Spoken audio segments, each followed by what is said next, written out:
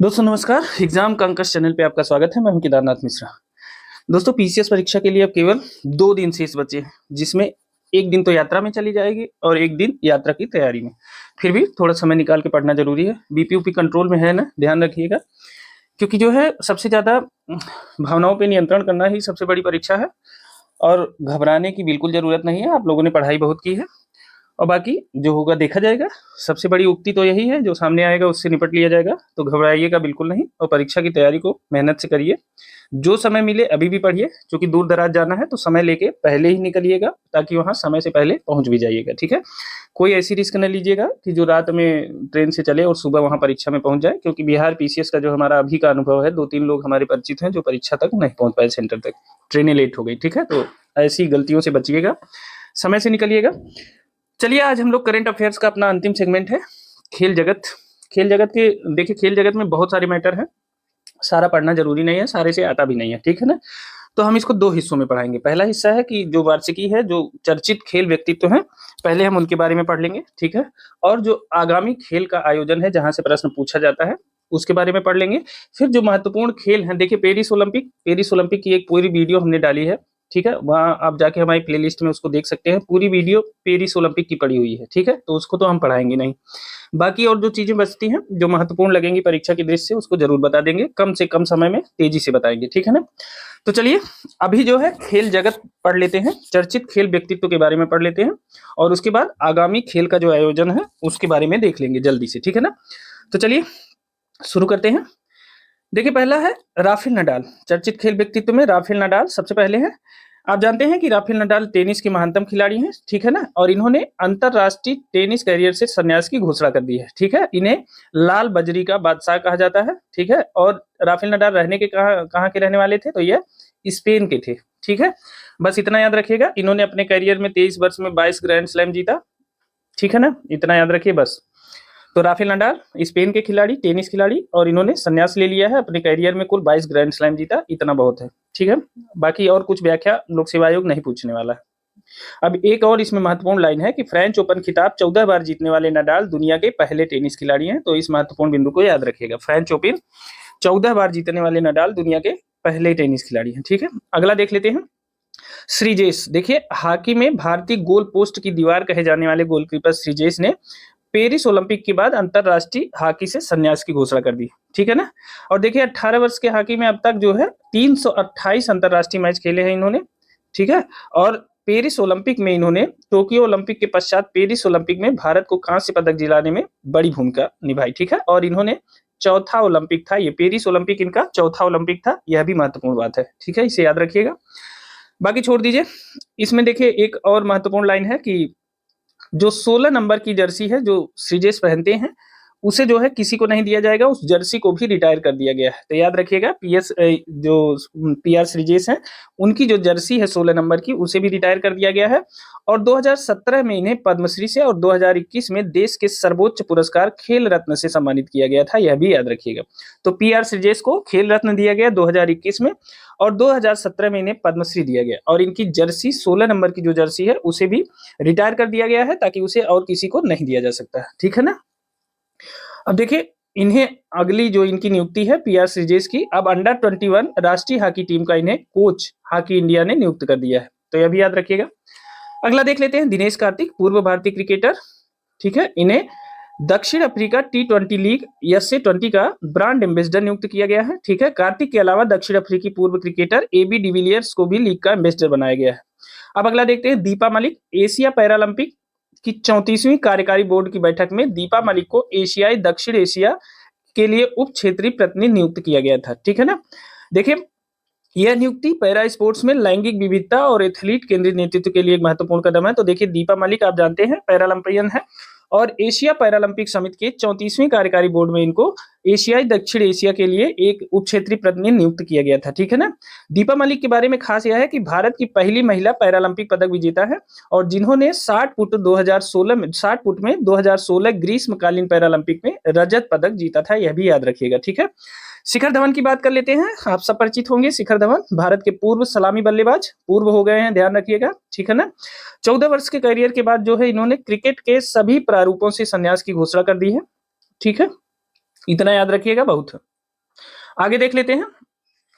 देखिए शिखर धवन के बारे में एक और इंटरेस्टिंग बात है कि पदार्पण टेस्ट में सबसे तेज शतक का रिकॉर्ड उनके नाम पर है, ठीक है ना, यह भी याद रखिएगा। बाकी टोटल जो है 6,769 रन बनाए हैं 222 आईपीएल मैचों में, ठीक है। ओडीआई में 6,793 रन बनाए हैं, ठीक है। बाकी ठीक है, बहुत मैटर है, अगर इतना याद रखेंगे तो कुछ याद नहीं रहेगा, ठीक है, छोड़िए। देखिए थॉमस मुलर के बारे में जान लेते हैं। जर्मनी के दिग्गज, जर्मनी के फुटबॉल खिलाड़ी हैं थॉमस मुलर, ठीक है। यूएफए यूरो कप 2024 के समापन के बाद अंतरराष्ट्रीय फुटबॉल से संन्यास की घोषणा कर दी है, ठीक है। डायना पुंडोले, ये है पुणे की 28 वर्षीय शिक्षिका और 2 बच्चों की मां, ठीक है। इन्होंने चेन्नई में आयोजित MRF Indian national car racing championship 2024 में सैलून्स श्रेणी में राष्ट्रीय चैंपियनशिप जीतने वाली पहली भारतीय महिला बन गई हैं, ठीक है। यह बहुत इंपॉर्टेंट है। देखिए पुणे की 28 वर्षीय शिक्षिका हैं और 2 बच्चों की मां है डायना पुंडोले, और इन्होंने चेन्नई में आयोजित MRF Indian national car racing championship 2024 में सैलून श्रेणी में राष्ट्रीय चैंपियनशिप जीतने वाली ये पहली भारतीय महिला है, ठीक है, इन्हें याद रखिएगा। डेविड वार्नर ऑस्ट्रेलिया के विस्फोटक बल्लेबाज हैं और इन्होंने जो है संन्यास की घोषणा कर दी है, ठीक है ना, इन्होंने संन्यास ले लिया है, इतना ही याद रखिए। बाकी इनकी कहानी के बारे में बहुत इंटरेस्ट न रखिए, ठीक है ना, क्योंकि ये भारतीय नहीं है, ऑस्ट्रेलियाई है, तो बहुत होगा तो संन्यास के बारे में पूछ सकता है। आगे देखिए सुनील छेत्री, भारतीय फुटबॉल टीम के कप्तान है सुनील छेत्री। इन्होंने 6 जून 2024 को कोलकाता के साल्ट लेक स्टेडियम में फीफा क्वालिफायर के लिए कुवैत के साथ खेले गए मुकाबले के बाद अंतरराष्ट्रीय करियर के संन्यास की घोषणा कर दी। अब देखिए कोलकाता के साल्ट लेक स्टेडियम में फीफा क्वालिफायर मैच हुआ था भारत और कुवैत के बीच, और उसके बाद इन्होंने संन्यास की घोषणा कर दी, ठीक है ना। अब देखिए सुनील छेत्री आप जानते हैं जाना पहचाना नाम है, इनके लिए भारत के लिए सर्वाधिक 151 अंतरराष्ट्रीय मैच खेलने वाले खिलाड़ी होने के साथ ही सर्वाधिक अंतरराष्ट्रीय गोल 94 करने वाले खिलाड़ी भी, 94 गोल इन्होंने किया है, ठीक है ना। अब देखिए अंतरराष्ट्रीय स्तर पर क्रिस्टियानो रोनाल्डो 128 गोल किए हैं, अली देई 108 गोल और लियोनेल मेसी 106 गोल के बाद सर्वाधिक गोल करने वाले सुनील छेत्री चौथे खिलाड़ी हैं, ठीक है ना। कितने सर्वाधिक गोल करने वाले में चौथे खिलाड़ी हैं, जिसमें रोनाल्डो, अली देई और लियोनेल मेसी के बाद चौथे खिलाड़ी हैं कौन, रोनाल्डो, बहुत इंपॉर्टेंट, सॉरी सुनील छेत्री, ठीक है। तो भारत के लिए बहुत गर्व की बात है, तो इनके बारे में जरूर ध्यान रखिए, ठीक है। छेत्री ने अपने करियर में 6 बार IAF player of the year का पुरस्कार जीता है, AIFF, ठीक है ना। साथ ही इन्हें 2011 में अर्जुन पुरस्कार और 2019 में पद्मश्री पुरस्कार, 2021 में इन्हें खेल रत्न पुरस्कार भी दिया गया है, यह भी ध्यान रखिएगा। खेल रत्न कब दिया गया सुनील छेत्री को, 2021 में, ठीक है ना। अब देखिए छेत्री ने अंतरराष्ट्रीय फुटबॉल में 4 बार हैट्रिक लगाई, कितनी बार, 4 बार हैट्रिक लगाई है, और वह 3 महाद्वीपों में खेलने वाले पहले भारतीय खिलाड़ी हैं, यह भी ध्यान रखिएगा। कितनी हैट्रिक लगाई है, 4 बार हैट्रिक लगाई है, और 3 महाद्वीपों में खेलने वाले पहले भारतीय खिलाड़ी हैं, ठीक है ना। चलिए नेक्स्ट देख लेते हैं। अगले हैं बिल्की स्मिथ। बिल्की स्मिथ ये कहाँ की रहने वाली है, तो ये है जम्मू कश्मीर की है, ठीक है ना। और इन्होंने 26 जुलाई से 11 अगस्त 2024 तक पेरिस फ्रांस में आयोजित किए गए 33वें ग्रीष्मकालीन ओलंपिक खेलों में जूरी सदस्य के रूप में नियुक्त होने वाली पहली भारतीय बनी, ठीक है ना। 33वीं ओलंपिक खेलों में जूरी सदस्य नियुक्त होने वाली ये पहली भारतीय बनी। पिछले वर्ष चीन के हांगजू में आयोजित किए गए 19वें एशियाई खेलों में भी वह जूरी की सदस्य की भूमिका निभा चुकी हैं। तो बिल्की स्मिथ को याद रखिएगा, ये जम्मू कश्मीर से आती हैं, और इन्हें जो है पेरिस फ्रांस में जो 33वें ग्रीष्मकालीन ओलंपिक खेलों की जो एक संबंध में बैठक हुई, तो उसमें जूरी सदस्य के रूप में नियुक्त होने वाली ये पहली भारतीय हैं, ठीक है। साथ ही इन्होंने पिछले वर्ष चीन के हांगजू में जो 19वें एशियाई खेलों में के लिए आयोजन हुआ था, उसमें भी जूरी सदस्य की भूमिका ये निभा चुकी है, ठीक है। तो इनको याद रखिएगा। बजरंग पूनिया के बारे में देख लेते हैं कि यह ओलंपिक पदक विजेता है, रेसलर है बजरंग पूनिया, ठीक है ना। इनको यूनाइटेड वर्ल्ड रेसलिंग ने कथित डोपिंग रोधी नियम उल्लंघन के लिए 31 दिसंबर 2024 तक खेलों से प्रतिबंधित कर दिया है, ठीक है। इनके ऊपर डोपिंग का आरोप लगा था और इन्हें 31 दिसंबर 2024 तक प्रतिबंधित कर दिया गया है, ठीक है। देवेंद्र झाझड़िया के बारे में जान लेते हैं। देखिए इनके बारे में आप जानते हैं, पैरालंपिक खेलों में 2 बार स्वर्ण पदक जीता है इन्होंने, कितनी बार, 2 बार स्वर्ण पदक जीता है। और यह जो है पैरा एथलीट है देवेंद्र झाझड़िया, पैरालंपिक समिति PCI के नए अध्यक्ष वर्तमान 2024 में चुने गए हैं, ठीक है। तो यह भारतीय पैरालंपिक समिति के अध्यक्ष चुने गए हैं, कौन, देवेंद्र झाझड़िया। 2004 में एथेंस तथा 2016 के रियो डी जेनेरियो पैरालंपिक खेलों में जेवेलिन थ्रो F46 ये दिव्यांग श्रेणी में आता है, और इसमें स्वर्ण पदक जीतने वाले पैरा एथलीट देवेंद्र झाझड़िया का इस पद हेतु चुनाव नई दिल्ली में निर्विरोध हो गया है। यानी ये निर्विरोध जो है वो बने हैं, भारतीय पैरालंपिक समिति के अध्यक्ष बने हैं। और 18वीं लोकसभा के चुनाव में झाझरिया ने भाजपा के टिकट पर राजस्थान के चुरू से चुनाव लड़ा, जिसमें वो पराजित हुए। राजनीति में पराजित हो गए हैं, लेकिन ओलंपिक में इन्होंने 2 बार स्वर्ण पदक जीता है। देखिए दोनों में कितना अंतर है, ठीक है ना। राजनीतिक हार है लेकिन ओलंपिक जीत है, ठीक है। तो इसे इन्हें जो है भारतीय और पैरालंपिक समिति का अध्यक्ष बनाया गया है, याद रखिएगा। नितिन मेनन, भारत के नितिन मेनन को लगातार 5वें वर्ष 2024 से 24-25 सत्र के लिए अंपायरों के 12 सदस्यीय एलीट पैनल में शामिल कर लिया गया है। आईसीसी एलीट पैनल में शामिल एकमात्र भारतीय हैं। अगर आपसे पूछे कि भारत आईसीसी एलीट पैनल में शामिल होने वाले एकमात्र भारतीय अंपायर कौन है, तो वह है नितिन मेनन। और इन्हें लगातार जो है 5वें वर्ष भी एलीट पैनल में अंपायरों के 12 सदस्यीय एलीट पैनल में शामिल किया गया है, ठीक है ना, तो याद रखिएगा। अगला देखते हैं क्रिस्टियानो रोनाल्डो। मई 2024 में फोर्ब्स द्वारा जारी हाईएस्ट पेड एथलीट सूची में पुर्तगाल के फुटबॉलर क्रिस्टियानो रोनाल्डो चौथी बार सबसे अधिक भुगतान पाने वाले एथलीट घोषित किए गए। तो भाई पैसा पैसा है। क्रिस्टियानो रोनाल्डो दुनिया में सबसे अधिक भुगतान पाने वाले एथलीट घोषित किए गए हैं। देखिए सऊदी अरब के फुटबॉल क्लब अल नासर से जुड़ने के बाद दुनिया के सबसे अधिक कमाई करने वाले खिलाड़ी भी ये बन गए हैं, ठीक है ना। अब फोर्ब्स सूची के अनुसार कि 12 महीनों में $260 मिलियन, 2170 करोड़ रुपए की कमाई इन्होंने की है, जिसमें अल नासर के साथ उनके अनुबंध में $200 मिलियन और ऑफ फील्ड आय से $60 मिलियन की कमाई भी शामिल है। अकेले अल नासर से जुड़ने के बाद उन्हें $200 मिलियन मिला है और उसके नाम पे उसके प्रचार के रूप में $60 मिलियन भी इन्होंने कमा लिया है, ठीक है। तो दुनिया के हाईएस्ट पेड फुटबॉलर है, ठीक है, एथलीट है, आप इन्हें याद रखिएगा। अगला देखते हैं प्रीतिस्मिता भोई। देखिए पेरू के लीमा में 2024 में संपन्न विश्व युवा चैंपियनशिप 2024 में उड़ीसा की प्रीतिस्मिता क्लीन एंड जर्क में विश्व रिकॉर्ड के साथ पदक जीतने वाली भारत की पहली भारोत्तोलक बनी, ठीक है ना।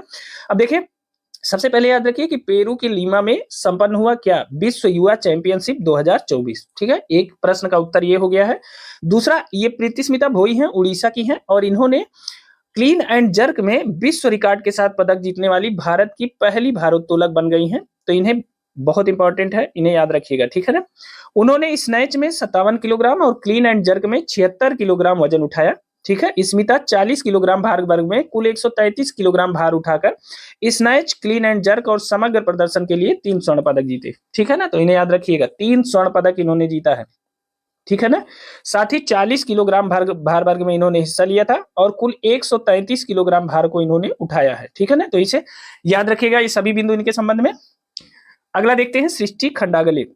ये सृष्टि खंडागले ने 6वीं एशियाई ट्रैम्पोलिटन जिम्नास्टिक चैंपियनशिप जीतने वाली पहली भारतीय महिला बनी, ठीक है ना।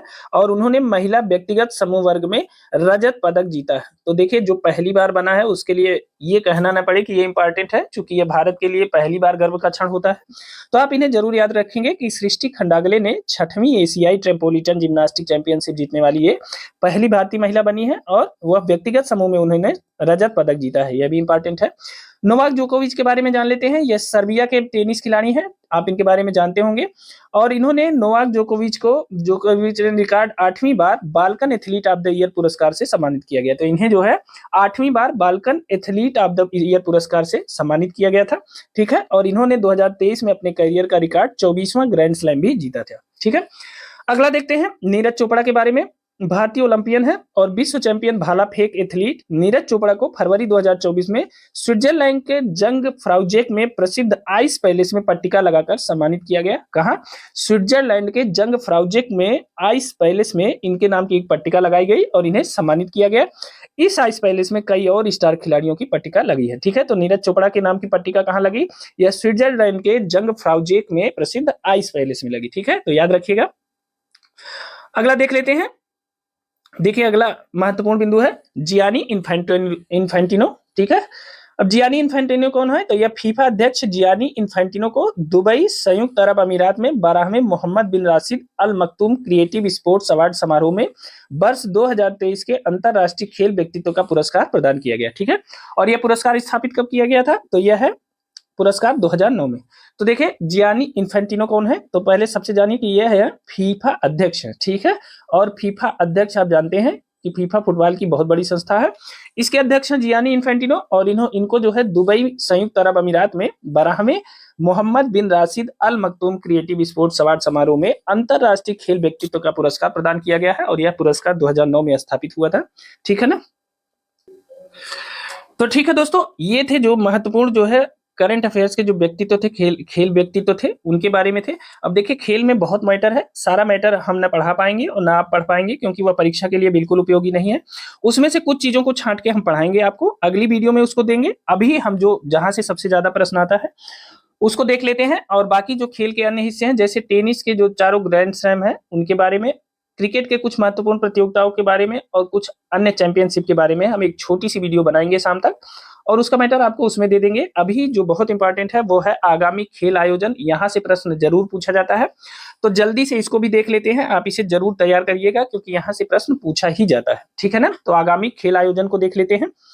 तो देखिए सबसे पहले क्रिकेट के बारे में देखते हैं। देखिए नवा आईसीसी महिला 2020 विश्व कप कहाँ हो रहा है 2024 में, तो यह हो रहा है यूएई में, ठीक है। नवा आईसीसी महिला 2020 विश्व कप 2024 कहाँ हुआ, यूएई में हुआ। 10वां आईसीसी महिला 2020 विश्व कप 2026 में कहाँ होगा, इंग्लैंड एवं वेल्स में होगा। 14वां ओडीआई क्रिकेट विश्व कप कहाँ होगा, तो 2027 में होगा, दक्षिण अफ्रीका, जिम्बाब्वे एवं नामीबिया में। कहाँ, 14वां ओडीआई क्रिकेट विश्व कप 2027 में दक्षिण अफ्रीका, जिम्बाब्वे एवं नामीबिया में होगा। 15वां ओडीआई क्रिकेट विश्व कप 2031 में होगा, भारत एवं बांग्लादेश। इसे याद रखिएगा, ठीक है ना। यहाँ से आयोग प्रश्न बना भी सकता है कि 15वां ओडीआई क्रिकेट विश्व कप कहाँ होगा, तो भारत एवं बांग्लादेश में। चूंकि बांग्लादेश इस समय अस्थिर है, तो हो सकता है लोक सेवा आयोग यहाँ से प्रश्न बना दे, ठीक है ना।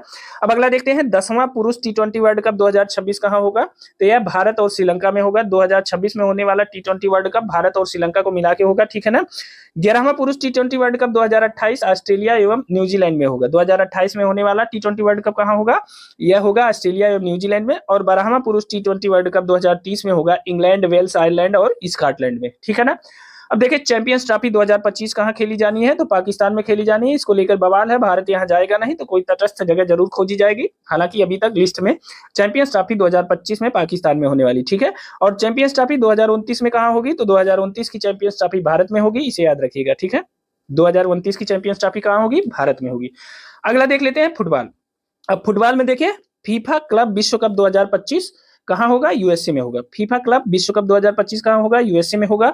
और 23वां फीफा फुटबॉल विश्व कप 2026 कहाँ होगा, कनाडा, मैक्सिको एवं अमेरिका में होगा। मोस्ट इंपॉर्टेंट है, क्या है, 23वां फीफा फुटबॉल विश्व कप 2026 में कहाँ होगा, कनाडा, मैक्सिको एवं अमेरिका में होगा। जबकि फीफा क्लब विश्व कप 2025 यूएसए में होगा।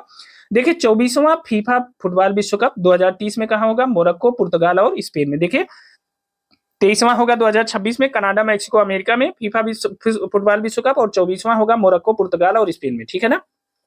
एएफसी एशिया कप 2027, ठीक है, सऊदी अरब में।